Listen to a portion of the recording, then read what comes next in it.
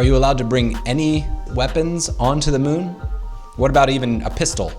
It is not literally spoken. The word weapon, I should maybe qualify that. The word weapon as such is not in this provision. It talks about military activities, military stations, military bases.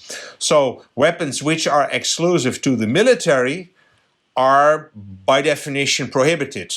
So if you talk about tanks or big guns or fighter jets, which won't work on the moon either, but just, as a way of imagining, that is prohibited. A simple pistol, is that a weapon in the military sense? I doubt it. But again, I'm not sure that it makes sense to bring a pistol in the first place. Because it may or may not work. Exactly.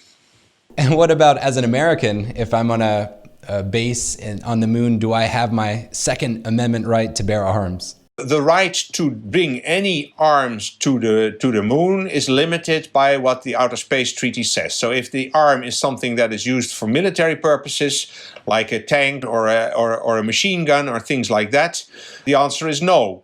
And not even the US national laws can change that.